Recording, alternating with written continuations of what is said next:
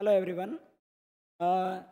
सवाल हम 11 किए थे पिछले वीडियो में, 12 से आज कर रहे हैं। 12 नंबर क्वेश्चन है। ये रुक्मिणी एप्लीकेशन का जो भी बच्चे इससे बना रहे हैं उनके लिए सॉल्यूशन है।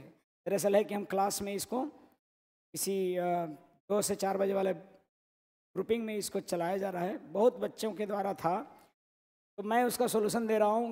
कह रहे थे कि सर इसका तो एक बुक को ख़त्म करवाइए। ये है, और भी बुकें चल रही हैं, आपको जो बुक लगता है, लेकिन सबके सवाल लगभग एक ही हैं। प्रीवियस क्वेश्चनों का समूह अभी सॉल्व कर रहे हैं। प्रश्न संख्या 12 है। एक बंदर गोलाकार खंभे को 21 मीटर, जो 21 मीटर ऊंचा है, पर 1 मिनट में 6 मीटर चढ़ सकता है और अगले मिनट में 3 मीटर फिसल जाता है, तो बंदर को खंभे की चोटी पर पहुंचने में कितना समय लगेगा। देखिए, कभी भी ये देता हो कि एक गोलाकार खंभा है या चिकना खंभा है और उस पर कोई बंदर चढ़ रहा है, ये सवाल अगर पूछता हो कि ये बंदर एक चढ़ रहा है इस पर, ठीक है, तो आपको ध्यान देना है खंभे की लंबाई पूरा देखिए कितना है। खंभे की कुल लंबाई, खंभा की कुल लंबाई आपका है 30 मीटर है, और पहली छलांग में वो 6 मीटर चढ़ता है। अगले ही मिनट में, 1 मिनट में 6 मीटर चढ़े में लगा देता है, फिर फिसल जाता है। वो 1 मिनट में 6 मीटर चढ़ता है और फिर फिसलता है वो, ठीक है, समझ रहे हैं, फिर फिसलता है। कहने का मतलब है, ये पूछ रहा है आपसे कि भाई ये बताइए कि अगर 21 मीटर चढ़ता है, 21 मीटर खंभे की टोटल लंबाई है, 6 मीटर चढ़ता है और अगले ही मिनट में 3 मीटर फिसल जाता है, तो आपको ये तो पता लग ही रहा होगा 6 मीटर चढ़ने में 1 मिनट लगता है, जबकि 3 मीटर 1 मिनट में फिसल जाता है। फिसलता है कितने देर में? 1 मिनट में। तो कहने का मतलब कि अल्टीमेटली 3 मीटर चढ़ेगा। 3 मीटर चढ़ेगा, कितना देर में चढ़ेगा? 3 मीटर, 3 मीटर चढ़ेगा 2 मिनट में, ठीक है, 3 मीटर चढ़ेगा 2 मिनट में। हर 3 मीटर चढ़ने में उसको 2 मिनट लग जाएगा। लेकिन अगर उस नियम से निकालें कि 3 मीटर 2 मिनट में, तो 21 मीटर कितना मिनट में? तो 3 सत्ते 21, 2 सत्ते 14, तो 14 ऑप्शन में नहीं है। और अगर रहता भी तो आंसर क्या होता? वो गलत होता। क्यों? क्योंकि इसमें एक चीज़ ध्यान दीजिएगा, कभी ऐसे नहीं बनाइए कि 21 मीटर चढ़ने में उसको ये 7 गुना लगा, तो इधर 7 गुना समय यानी 14, ये गलत हो जाएगा। 14 आंसर इसका गलत होगा। क्या होगा सही आंसर? सही आंसर जानना है तो सबसे पहले क्या कीजिए कि 21 में से घटाइए कितना चढ़ता है पहली छलांग में, कितना चढ़ता है। कुल लंबाई है 21, उसमें से 6 चढ़ता है, तो कितना 6 चढ़ता है, तो बताइए कितना। 21 में से 6 घटाइए, जितना चढ़ना है उसको ध्यान रखिए, जो बचता है उतने ही चढ़वाना है पहले आपको। ये अगर करिएगा तो आंसर गलत लगाने से बचिएगा। क्या करना है? जितना खंभे की लंबाई है उसमें से पहले उतना चढ़ने के लिए सोचा चढ़ेगा जितना वो पहली छलांग में चढ़ सकता है, उसको पहले ही घटा दीजिए। ऐसा इसलिए कि हम मानते हैं कि अंतिम में अगर चढ़ेगा तो 6 ही बचेगा, तो 1 ही मिनट में चढ़ जाएगा, इसीलिए इसको आपको पहले ही 6 घटा देना है। समझ पा रहे हैं बात? पहले ही इसको 6 क्या करना है? घटा देना है। 15 को सोचना है। तो 3 मीटर चढ़ने में 2 मिनट, हमको केवल जो बचता है ना, पहली बार चढ़ता है, उसको घटा के उतना ही चढ़वाना है। यानी 15 मीटर चढ़ने में कितना मिनट? तो 15 मीटर चढ़ेगा, 3 × 5 = 15, 5 × 2 = 10 मिनट में। यानी 15 मीटर चढ़ गया कितने देर में? 10 मिनट में। अब बचल है कितना मीटर? 6 मीटर, और 6 मीटर वो चढ़ेगा, जानते हैं कितना मिनट में? 1 ही मिनट में चढ़ेगा। और इसलिए टोटल 15 × 6 = 21 मीटर चढ़ने में समय लगा 10 और 1 = 11 मिनट। समझ पा रहे हैं बात? अगर ये आप नहीं आप सोच पाइएगा, इसका आंसर हो जाएगा क्या? इसका आंसर होगा सी। इसका आंसर होगा सी। पता है, सॉरी, इसका आंसर होगा बी। क्या? 11 मिनट। 11 मिनट आंसर होगा। अगर आप वैसे सोचते डायरेक्ट कि 3 मीटर चढ़ने में 2 मिनट, तो 21 मीटर चढ़ने में कितना, ये वाला जो टोटमा है इसको बोलिएगा, एक नियम है, ये टोटमा है, यानी कि इससे आप क्या बोल सकते हैं कि बच जाइएगा गलत करने से। जितना चढ़ता है पहले उसको घटा दीजिए, बाकी को चढ़वाइए, ठीक है। बाकी चढ़ रहा है कितने देर में, बाकी चढ़ रहा है आपको 15 मीटर चढ़ेगा 10 मिनट में, क्योंकि 3 मीटर चढ़ता होगा 2 मिनट में, 6 मीटर चढ़ेगा 1 मिनट में। इस प्रश्न को बढ़िया से समझिए, बहुत बेहतरीन सवाल है, मुझे लगता है कि आपको समझ में आया होगा। जितना चढ़ता है पहली छलांग में उतना क्या करना है, घटा देना है, ठीक है। अगला सवाल 13 नंबर क्वेश्चन लिखिएगा। 13 नंबर सवाल कहता है कि एक किसान अपने n गायों के झुंड को अपने 4 बेटों में इस प्रकार बांटता है कि पहले बेटे को आधा झुंड मिला और दूसरे को 1/4 और तीसरे को 1/5 हिस्सा और चौथे को 7 गाय मिला। पहला बेटा, दूसरा बेटा, तीसरा बेटा और चौथा बेटा, चौथे बेटे को मिला है टोटल कितने गाय, 7 गाय। एक व्यक्ति गायों को बांट रहा है, n गाय हैं उसके पास, वो अपने बेटों में बांटता है। पहले बेटे को 1 यानी आधा झुंड मिल जाता है, जितना भी है ना उसका आधा, और दूसरे बेटे को 1/4 और तीसरे बेटे को 1/3 और शेष गाय कितना मिलता है, बचता है चौथे के लिए 7 गाय मिलता है। तुम 1/5, तीसरे को 1/5, ध्यान देंगे गलती लिखाता है तो। कहने का मतलब मेरा है कि अगर मैं कुल गाय अनुमान से मान लूँ, माना कि कुल गाय कितना, माना कुल गाय अगर मान लूँ कि 5, 3 और 2 का एलसीएम, इन तीनों का एलसीएम मान लेते हैं, 5 3 15 दूनी 30, तो पहले को मिला होगा जानते हैं कितना गाय, 15, और दूसरे को मिला होगा यानी 30 का आधा मिल गया था पहला को, मैं पूरा गाय की संख्या मान लिया 30 का आधा मिला किसको, 30 का आधा मिला पहले को, 30 का 1/3 दूसरे को, 30 का 1/5 भाग यानी 6 तीसरे को। तो मेरे अनुसार पहला, दूसरा, तीसरा को मिलाकर 15, 10, 25, 25 और 6 31, यानी कि तीनों को कुल मिला के कितना, सॉरी 15 और 1/4 था यहाँ पे, सॉरी ये गड़बड़ ले रहा हूँ मैं। पहले को 1/3, दूसरे को 1/4 था और तीसरे को कितना था, 1/4 और तीसरे को 1/5। तो यहाँ पर कितना मानना होगा, 5 20 मानना होगा। इसका आधा यानी 10, इसका 1/4 यानी 5 और इसका 1/5 यानी कि 4। अब देखिएगा तो मैं 30 माना था क्योंकि यहाँ पर 3 ले रहे थे, जबकि कितना है, पहले बेटे को आधा, दूसरे बेटे को 1/4 और तीसरे बेटे को 1/5। तो मैं माना टोटल इन सबों का एलसीएम कितना, 20, 10 इसका आधा, इसका 1/4, इसको 5 गाय, इसको 4 गाय, तो 5 4 9 10 9 19, टोटल गाय कितना माने हैं, 20, यानी कि चौथा के लिए मिला होगा जानते हैं कितना गाय, 1, और 1 है सो जानते हैं कितना दिया हुआ है यहाँ पे, 7, अर्थात 1 बराबर 7 गाय है। 1 बराबर कितना, 1 बराबर अगर 7 गाय है तो पूछता है कि झुंड में कितने टोटल थे, तो कुल गाय कितना माने हैं हम, 20, कुल के लिए 20 मानिए, 20 सत्ते 140 आंसर होगा।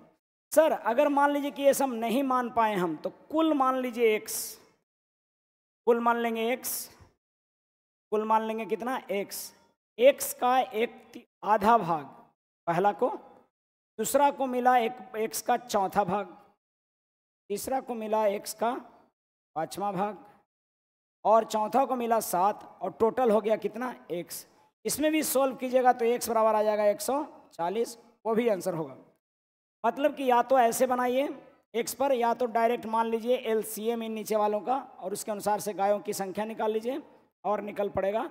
मुझे लगता है कि इन दोनों में से आपको जो भी सटीक तरीका है, देखो एग्ज़ाम में समय होगा, आप अगर इस तरह से भी बनाते हैं तब भी बनेगा, लेकिन ऐसे मानते हैं तो थोड़ा सा इजीली काउंट करना आपके लिए होगा। अगले बढ़ते हैं, इसका आंसर कितना होगा, 140 यानी कि कौन सा, डी। आगे बढ़ते हैं, सवाल अगला, प्रश्न संख्या देखिएगा 14। वह न्यूनतम संख्या क्या है जिसे 48, 64, 90, 120 से विभाजित करने पर क्रमशः शेषफल 38, 54, 80 और 110 बचे। इससे भागा देना है, भाग देना है किसी संख्या में, वो संख्या निकालना है। इसमें 48 से, 48 से, 64 से, 90 से और 120 से भाग करना है। और शेषफल आए 38, शेषफल आएगा 38, 54, 80, 110, ये शेष आना चाहिए। इससे भाग देना, ये सब भाजक है। कोई एक संख्या ऐसा है इसमें कि मुझे इन सबों से भागा देना है और इतना शेष आना चाहिए। तो पता है आपको, यहाँ पर ध्यान देना है कि क्या सब में जो शेष आ रहा है सब में रिमाइंडर यहाँ पर बराबर बच रहा है। ये 10, ये भी 10, ये भी 10 और ये भी 10, यानी कि आपको देख रहे होंगे कि 10-10 के अंतर पर शेष बच रहा है।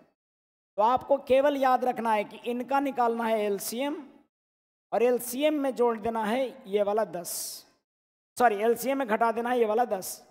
क्यों? क्योंकि देखिए, अगर आप, इसका तरीका यही है, इनका एलसीएम निकालिए और उसमें 10 को क्या कर दीजिए, जोड़िए नहीं, क्योंकि जोड़िएगा तो फिर जिससे भागा दीजिएगा तो 10 शेष बचेगा। उसमें क्या करिए कि घटा दीजिए कितना को, 10 को। तो एलसीएम इसका क्या होगा, 48, 64, 90 और 120 का निकाल लीजिए। 48, 64, 90 और 120 का तो आप लगाएंगे 4 से तो नहीं सब कटेगा, 2 से लगाएंगे 24 दूना 48, 32 दूना 64, 45 दूना 90 और 60 दूना 120। आप कर लीजिएगा अपने से ये सब 3 से 38 के 24, ये 32 से 15 या 45 और ये 20 या 60। ठीक है, इसी तरह से आप निकालते होंगे। दूसरा तरीका है कि बड़े वाले संख्या का टेबल पढ़ते जाइए। 12 का 120 ना बड़ा वाला है, उसका टेबल पढ़ते जाइए, तब तक पढ़ते जाइए, तब तक पढ़ते जाइए जब तक सबसे कट ना जाए। ठीक है, तो वो एक लेंदी तरीका है, लेकिन आपको यहाँ पर वो भी तरीका है।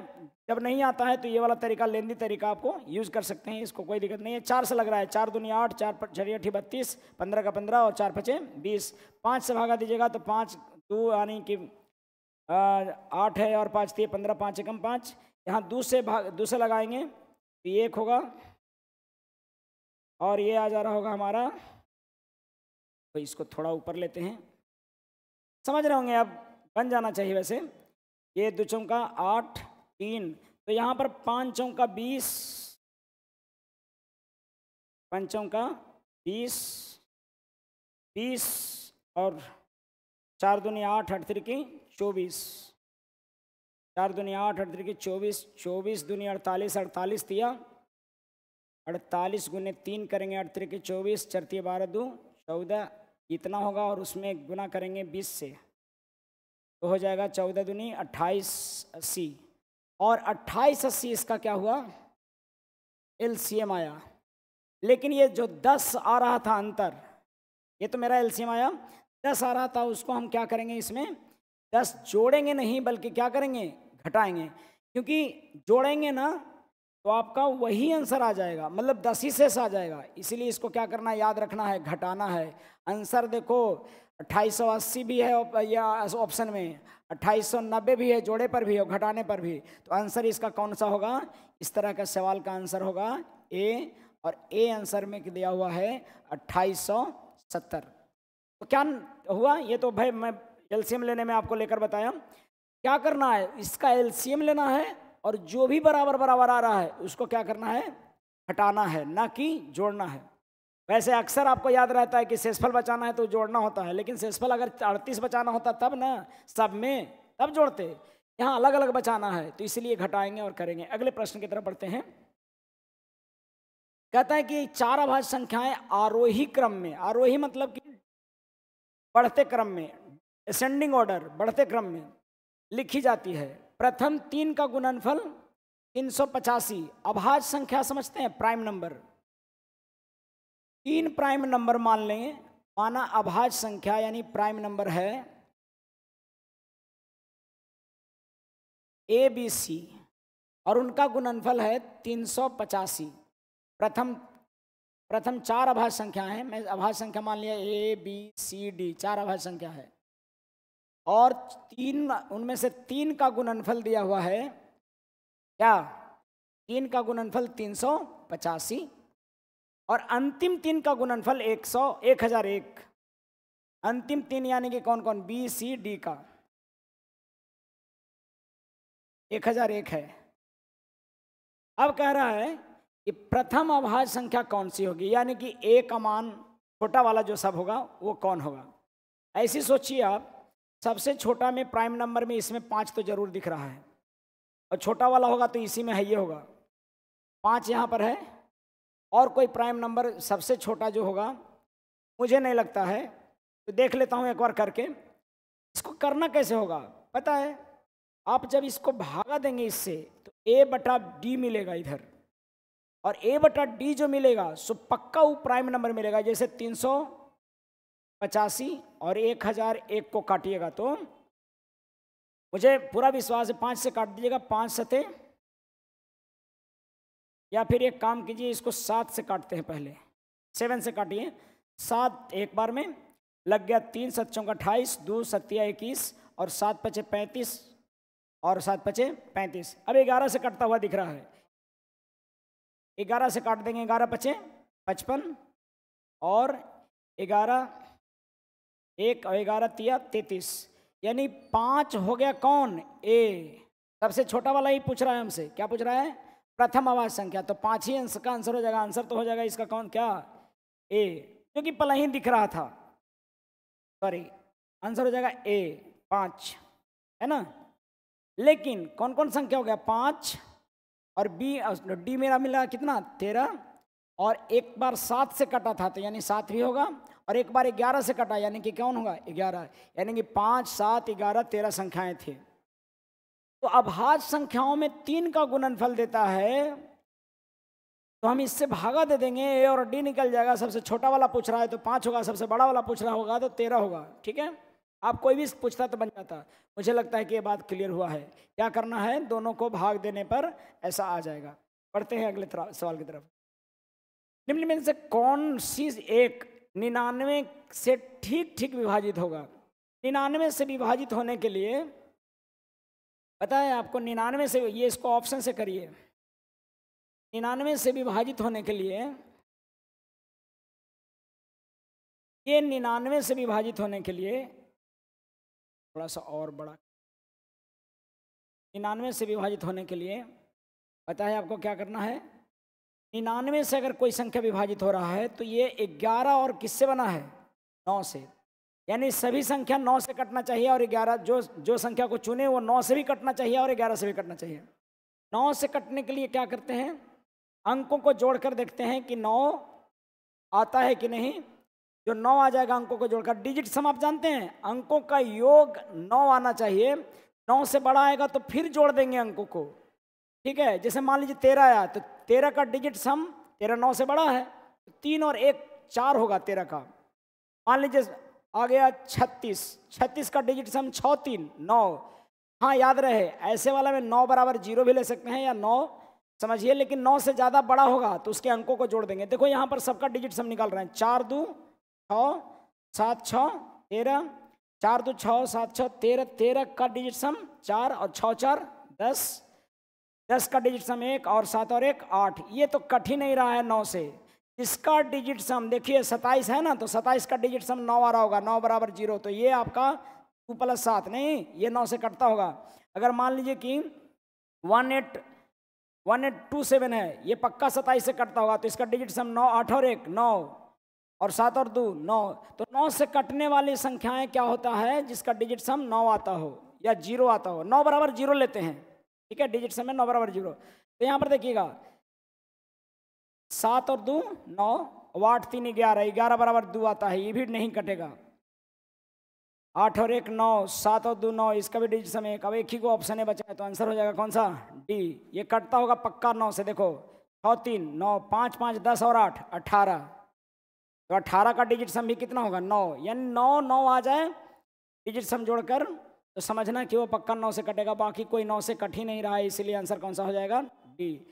डिजिट सम अगर आप नहीं जानते हैं तो ये समझ लें, किसी भी संख्या जो 2 से बड़ी संख्या है, डिजिट सम निकालने के लिए 9 बराबर 0 मानते हैं, और 9 से बड़ी संख्याओं का आता है, जैसे 25 आ गया तो इसका डिजिट सम हो जाएगा 2 + 5 यानी कि PS निकालेंगे डिजिट सम, तो 2 + 5 यानी कि 7 हो जाएगा, ठीक है।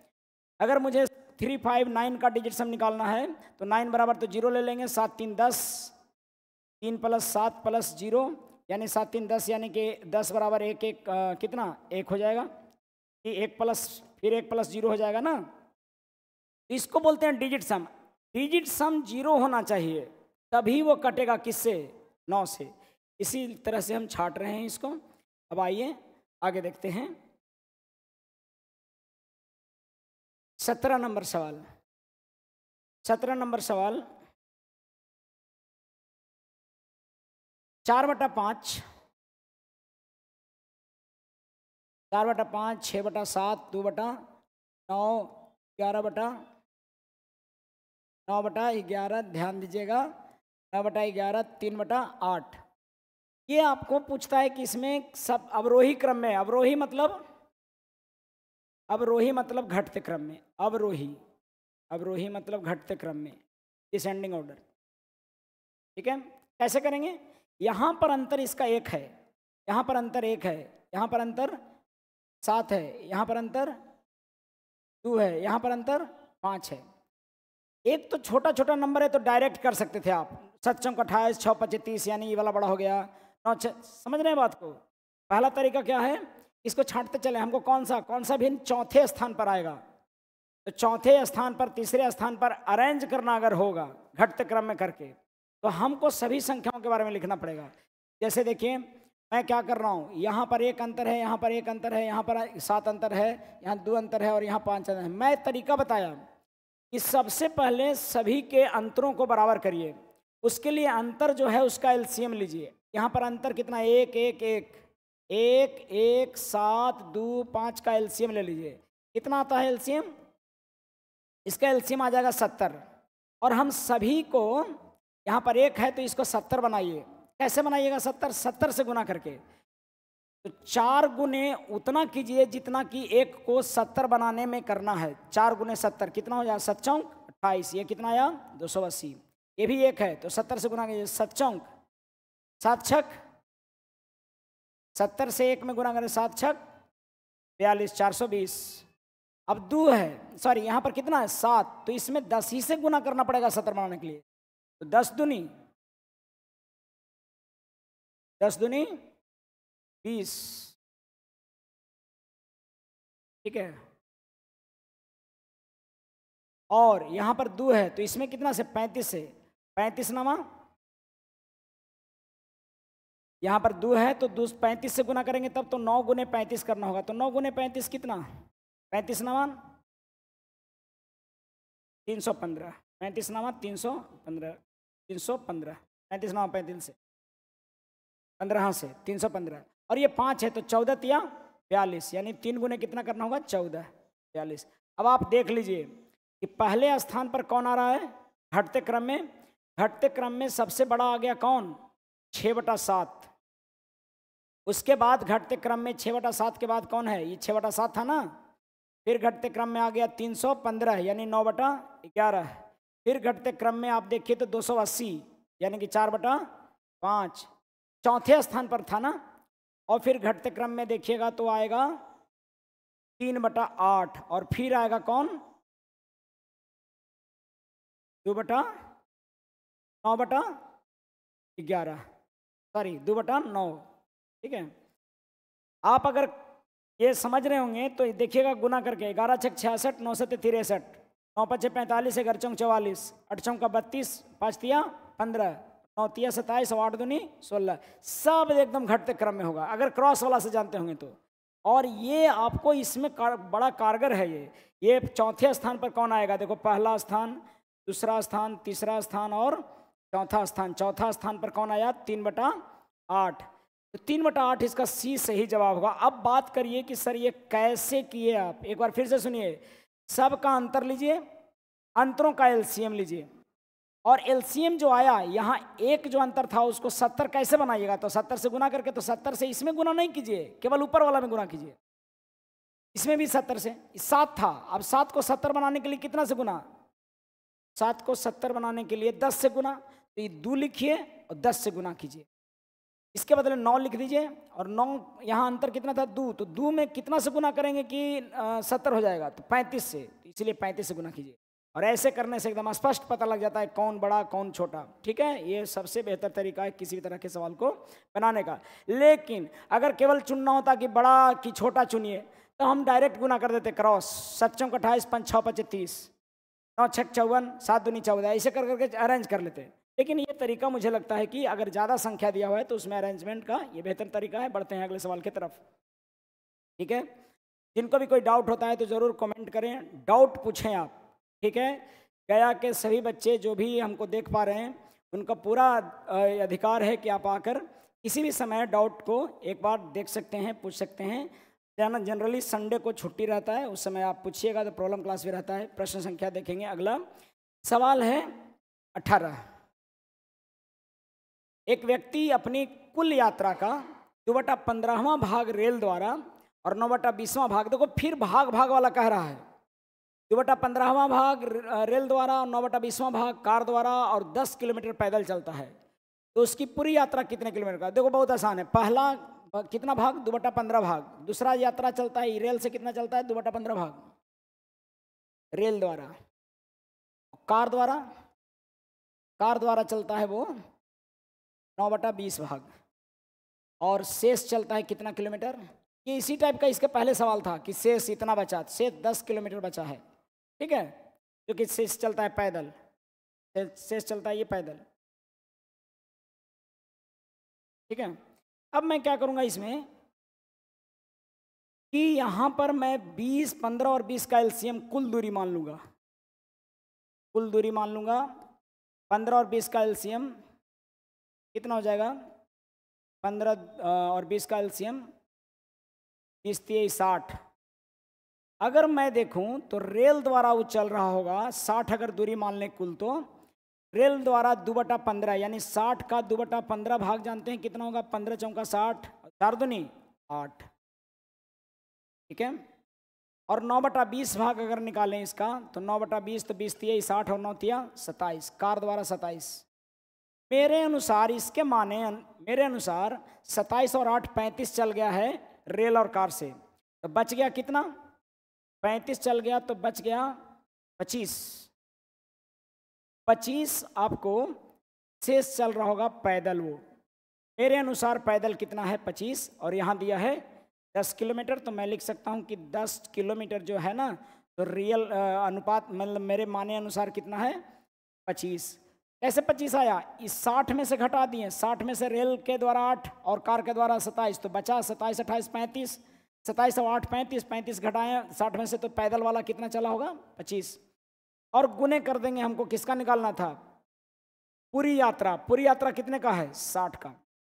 आप काटिएगा तो कुल दूरी निकल जाएगा, कुल यात्रा निकल जाएगा कितने का, तो 25 चौका 100, 6 चौका 24 किलोमीटर कुल यात्रा होगा इसका। लेकिन अगर किसी को एक्स पर बनाना था, सर मुझे एक्स पर ज़्यादा समझ में आता है, कोई दिक्कत नहीं, ऐसा का एक्स पर ही कुल दूरी मान लीजिए एक्स का 2/15 भाग प्लस एक्स का 9/20 भाग और प्लस 10 किलोमीटर बराबर क्या लिखिएगा, एक्स। सोल्व कर दीजिएगा इसको, समझ रहे हैं, सोल्व कर दीजिएगा इसको, यानी 2x/15 और प्लस 9x/20 और प्लस 10 किलोमीटर बराबर x निकलेगा आपको पक्का 24 किलोमीटर। तो आंसर होगा इसका कौन सा, इसका आंसर आपका आ रहा था 24 यानी कि डी। प्रश्न संख्या आपका 18 का आंसर कौन क्या होगा, डी होगा। आपके सामने सवाल है, आप अगर प्रैक्टिस कर रहे होंगे यहीं पर डायरेक्ट, तो आप क्या कर सकते हो कि फटाफट बना भी सकते हो। ठीक है, पढ़ता हूँ आगे। प्रश्न संख्या 19 की तरफ। 19 क्वेश्चन कह रहा है कि एक भाग के एक सवाल में गुणक भागफल का 10 गुना है। गुणक कहते किसको हैं, देखिए भाग का जो प्रश्न होता है इसको बोलते हैं भाजक, इसको बोलते हैं भाज्य, जो यहाँ पर रहता है, और जितना बार में लगता है उसको भागफल बोलते हैं, क्वोशिएंट बोलते हैं उसको इंग्लिश में। इसको डिविडेंड बोलते हैं, इसको डिवाइजर बोलते हैं, और जो बचता है उसको रिमाइंडर बचते हैं, शेष बोलते हैं उसको, शेषफल भी लिखते हैं कहीं कहीं। तो गुणांक किसको कहते हैं सर? भाजक को गुणांक कहते हैं कई जगह पर। भाजक को क्या कहते हैं? गुणांक कहते हैं। डिवाइजर को गुणांक, ठीक है। क्यों ऐसा गुणांक कहते हैं? क्योंकि मुझे पता है कि भाज्य बराबर होता है भाजक गुने भागफल, भाजक गुने भागफल और प्लस शेषफल, ये होता है। अब कह रहा है यहाँ सवाल पर आ जाइए। प्रश्न संख्या आपको बोल रहा है किसमें? 19 में। एक भाग के सवाल में गुणक, गुणक मतलब कि भाजक, भागफल का 10 गुना है तथा शेषफल का 5 गुना है। मतलब कि गुणक जो है, यानी कि यहाँ पर जो टर्म है वो शेषफल का कितना गुना है? 5 गुना, तथा शेषफल का 5 गुना तथा भागफल का 10 गुना। और मेरा शेषफल दे रखा है इत्तेफाक से, शेषफल दे रखा है कितना? 46। 46 का 5 गुना गुणांक है, गुणक है। 5 गुना यानी कि गुणक को आप समझिए क्या? भाजक। 5 गुना तो 6 पचे 30 और पंचम का 20 और 3 23, 230। यानी कि 230 क्या मिल गया हमको? 230 मिला हमारा जो गुणांक कह रहा है सो, यानी कि भाजक। और फिर क्या कह रहा है कि भागफल कितना है भाई? तो भागफल का ही जो गुणांक था ना, तो इसका 10 गुना था। यानी कि भागफल कितना होना चाहिए? भागफल होना चाहिए यहाँ पर कितना? 23। ठीक है। अब मुझे भाज्य निकालना है, बीच वाला भाज्य होता है। मुझे पता है कि भाज्य बराबर क्या होगा? भाज्य बराबर सर होगा भाज्य बराबर होगा वही भाजक गुने, यानी कि 230 गुने भाजक गुने भागफल, यानी कि 23 और प्लस कितना? 46। 23 23 है 529 और 1 0 प्लस कितना? 500 से 1 को ज़्यादा है, ये है कौन? डी। यानी कि ये आ जाएगा डी आंसर कितना? 5 3 3 6 529 अगर याद है केवल तो ये, ठीक है। 5336। क्या समझ में आ रहा है बात? ये इस तरह का था। ये भाग से सवाल, छोटा छोटा सवाल कई बार देता है। ये प्रीवियस के सारे क्वेश्चन हैं, ठीक है। आगे अगले प्रश्न की तरफ बढ़ते हैं। मुझे लगता है कि तमाम चीज़ें समझ में आ रहा होगा। 20 क्वेश्चन नंबर देखिए। सबसे छोटी संख्या कौन सी है जिससे यदि 675 को गुना किया जाए तो गुणनफल एक पूर्ण घन होगा? पढ़ते हैं। वह सबसे छोटी संख्या कौन सी है जिससे यदि 675 को गुना किया जाए तो गुणनफल एक पूर्ण घन प्राप्त होगा? वह छोटी संख्या कौन सी है इसको गुना करें? 675 को गुना किया जाए तो गुणनफल पूर्ण, यानी कि 675 में कौन सी ऐसी संख्या से गुना करें कि ये पूर्ण घन हो जाए? तो सबसे पहले तोड़ना शुरू करिए इसको। पूर्ण घन बनाने के लिए 5 से भागा दीजिएगा तो कितना होगा? 5 निकालिए इसमें से, तो कितना बचा हमारा? 5। मतलब कि क्या करते हैं इसको? 675 है ना, तो उसका प्राइम फैक्टराइजेशन टाइप करेंगे। 5 दूनी 5 एकम 5, 5 दूनी 5 15, 5 5 25, फिर 5 से लगा 5 दूनी 10, 5 7 35 और फिर लगा 3 से 9 3 27 और फिर 3 और 3। देखो पूर्ण घन बनाने के लिए मुझे तो ये पता ही है कि 3 गो हो गया पूर्ण घन और ये 2 गो हुआ 5 5, यानी कि इसके बदला बराबर मेरा मिल रहा था 5 गुने 5 गुने 3 गुने 3 गुने 3। ये तो तीनों पूर्ण घन दे देगा तीनों मिलके, लेकिन 5 5 के लिए मुझे एक और चाहिए। कितना? क्या? 5। अर्थात मुझे स्पष्ट करना होगा आपको सर एक और इन दोनों के बदले क्या होगा? 5 से गुना होगा, तभी जाके पूर्ण घन होंगे। इसीलिए यहाँ पर क्या कह रहा है कि कौन सी संख्या से गुना करें पूर्ण घन होगा? तो 5। वैसे भी डायरेक्ट पता लग रहा था कि 5 वाला होना ही है, क्योंकि ये 25 से कट रहा था, 125 से नहीं। खैर ये एग्जाम में नहीं पता लगता, तो ऐसे करिए जो 3 गो के पेयर नहीं बना रहा होगा उसको बदले लिख दीजिए, ठीक है। ये तरीका है। अगले प्रश्न की तरफ बढ़ते हैं,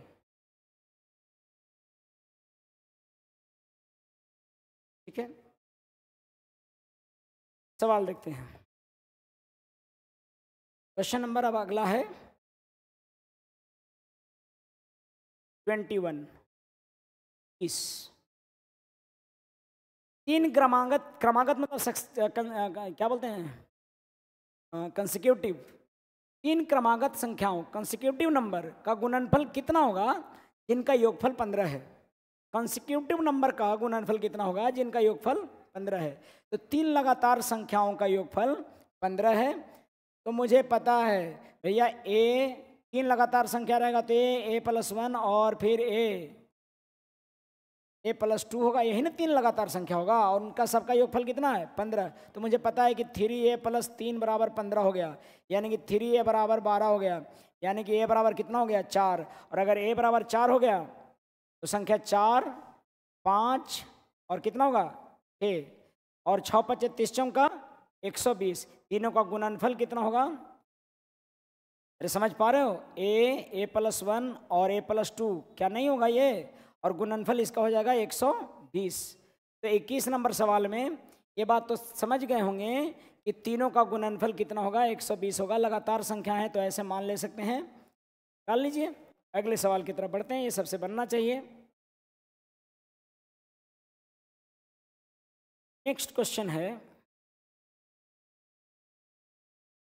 शायद इस पेज में, हाँ, तो 22 नंबर सवाल है। कहता है कि एक समान भार के 50 बक्से एक कैरी वैन में चढ़ाए गए हैं। समान वजन का 50 बक्सा चढ़ाया गया है सामान ढोने वाले वैन में। अंतर प्रत्येक 150 केजी भार वाले 5 अन्य बक्से भी चढ़ाए गए।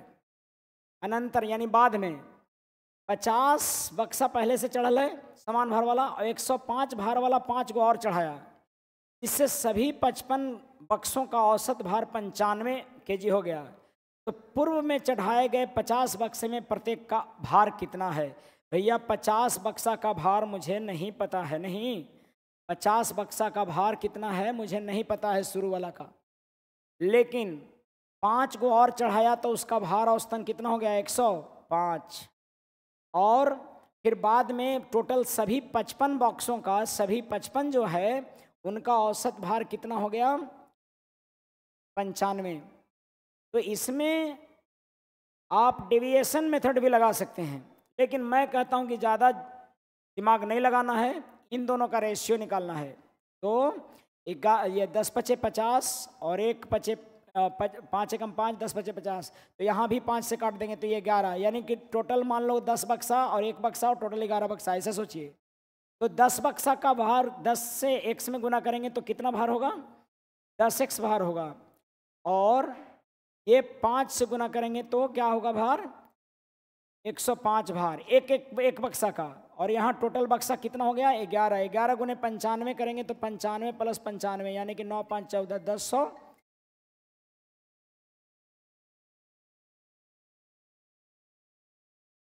यानी कि क्या हो जाएगा यहाँ पे 5 का 5, 9 × 5 = 14 और 1045, 1045 हो गया। इसको जोड़ने पर मैं 10x बराबर लिख सकता हूँ घटाकर यहाँ पर 940 और x बराबर कितना हो जाएगा 94, यानी कि पहले जो बॉक्स चढ़ाए गए थे 5 शुरुआत में 50 बॉक्स, उनका औसत वजन 94 केजी था। समझ में आ रहा है बात, 94 केजी था उनका वजन। मैं 2 सवाल और करवा देता हूँ इसी वीडियो में। देखो मैं जब जैसे जैसे होगा कभी कभार मैं 3-3, 4-4 वीडियो आपको रिकॉर्ड करके रख दूंगा। मैंने आपको बताया है कि जिनको भी लगता है कि जो भी बुक बनाइए कोई एक बुक को कंप्लीट ख़त्म करके जाइए बिहार एसएससी के एग्ज़ाम से पहले, मुझे लगता है कि आपको फ़ायदा होगा। देखो बाबू, ये बात एकदम सत्य है कि सभी लोगों के पास इतना तो धन है कि पैसा से आप बुक खरीद सकते हो, लेकिन बुक का पहला पन्ना से अंतिम पन्ना तक पढ़ना सबके बस की बात नहीं है। कोई ना कोई चीज़ आपको इसी फंसा देगा और आप डाइवर्ट हो जाओगे। कोई कहेगा कि ये बुक बना लो, कोई एक बुक चुनो, उसको कम से कम 2 बार 3 बार बनाओ, एक बार तो शुरू से अंतिम तक बनाओ। लोगों का नौकरी न होने का एक खास कारण ये भी है कि वो किसी बुक को डेडिकेटेड होकर नहीं बनाते हैं, क्योंकि हर बुक में कुछ ना कुछ राइटर बेहतर लिखता है, इसीलिए आपको बुक बनानी चाहिए। सवाल देख रहा हूँ 23।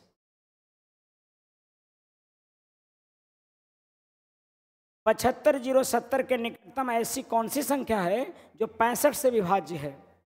75070 के निकटतम कौन सी संख्या है जो कितना से? 65 से, यानी 13 से कटना चाहिए। 13 से काटने वाला आपको 13 का डिविजिबिलिटी पता है, 7, 11 और 13 का डिविजिबिलिटी पता है आपको। सबसे पहले चेक करना है तो क्या करिए ना कि अंतिम 3 संख्या को अंडरलाइन कीजिए। देखो मैं बता रहा हूँ, 13 से कटने वाला नंबर ढूंढकर भी ऑप्शन से मार सकते हैं हम, और निकटतम ढूंढ लेंगे। पहले 13 से कटने वाला देख लेते हैं। वैसे मैं बता दूंगा ऑथेंटिक नियम, लेकिन ट्रिक से बनाइए। ये 3 संख्याओं को अंडरलाइन कीजिए और घटा के देखिए, 75 बचा और बाकी 3 संख्या 070 है। घटा के देखिएगा तो -5 आएगा या +5 आएगा। ठीक है, बड़ा में से छोटा घटाइएगा या छोटा में से बड़ा, +5 आ रहा है, यानी कि ये 13 से नहीं कटने वाला, 65 से विभाज्य होने वाला चाहिए हमको। ये हो सकता है विभाज्य, क्योंकि 75 है, 075 और 75 घटाएंगे तो 0 आएगा, और 0 सबसे कटता है ये। लेकिन आंसर है कि नहीं अभी चेक करूंगा। 75 या 10 है, तो 75 - 10 कितना बच रहा है? 65। ये भी कट रहा है भाई, और ये कट रहा है कि नहीं? ये नहीं कटेगा। 65 घटाएंगे, 3 संख्या अंडरलाइन किए, 065, उसमें से घटाएंगे 75 तो बचेगा -10। ये भी नहीं कट रहा है, तो यानी यही दोनों में से चुनना है। कौन निकटतम है 7510 के? 7570 के कौन निकटतम है? 7510 तो नहीं है। 7570 के निकटतम संख्या कौन सी है? B 7575, जो कि किससे कटता होगा? 65 से कटता होगा। समझ पा रहे हैं बात? 5 से तो कट ही रहा है, 13 से भी कट रहा है। 13 का डिविजिबिलिटी का नियम क्या है? 13 और 7 का क्या करना है? 3 अंकों को अंडरलाइन करना है। 3 अंकों को अंडरलाइन करना है। यदि वो संख्या अंडरलाइन करने के बाद जो बची की संख्या है, बड़ी में से छोटी घटाइए या कैसू घटा दीजिए, जो बचता है वो कट जाए 13 से, तो संख्या कट जाएगा। जैसे देखो यहाँ पर ये वाला संख्या, ये भी कट रहा था, उसमेमें 3 संख्याएं अंडरलाइन की हैं। कौन कौन? 0 1 0, तो 10 आ गया, और बचा कितना? 75। तो 75 में से 10 गया कितना? 65। 65 भी कट रहा है 13 से। तो अगर अंतर कट जाए तो पूरी संख्या कटेगा। पता लग गया था कि ये दोनों कटेगा, लेकिन उसमें से हमको कौन सा चुनना था? नजदीकी वाला। इनके नजदीक 7570 के नजदीक कौन सा होगा? 7575। 7510 नहीं, छोटा नहीं पूछ रहा था, नजदीकी। तो मुझे लगता है कि 23 का आंसर हो जाएगा। कौन सा? 23 का आंसर होगा आपको, 23 का आंसर होगा आपको 7575 बॉल। 23 सॉरी, हाँ 23 का आंसर 7500 बॉल हो जाएगा। 7500 75 7575 नहीं, 75075। ठीक है। अब है कि सर इसको ऑथेंटिक कैसे बनाते? ऑथेंटिक बनाने में थोड़ा सा आपको 65 से भाग देना होगा। 65 से भाग दीजिए और जितना शेष बचता है उसको घटा कर देखिए। लेकिन मुझे लगता है कि ये तरीका सबसे बेहतर तरीका है, और इसी तरीके से बनाइए। आपको 7 और 13 का डिविजिबिलिटी पता होना चाहिए। 7 और 13 का डिविजिबिलिटी अगर जानकारी में है, 11 का तो और भी नियम है बनाने का, लेकिन 7 13 का 13 के लिए आपको बताया गया। ध्यान दीजिए। अगला है सवाल 24। 24 कहता है किसी संख्या में 21 जोड़ दिया जाए तो वह अपनी तिगुनी संख्या से 7 कम हो जाता है। कोई संख्या अगर x है, उसमें 21 जोड़ देंगे तो अपनी तिगुनी संख्या, यानी कि x का तिगुना कितना? 3x से 7 कम हो जाती है। तो संख्या क्या है? बहुत आसान क्वेश्चन हो गया ये। Question number 24। किसी संख्या में अगर 21 जोड़ दें तो अपने खुद का तिगुना से 7 कम होगा। 7 21 7 कितना? 28, और ये कितना? 2x। तो x बराबर कितना? 14। आंसर आ रहा है, वह संख्या क्या है? 14 है।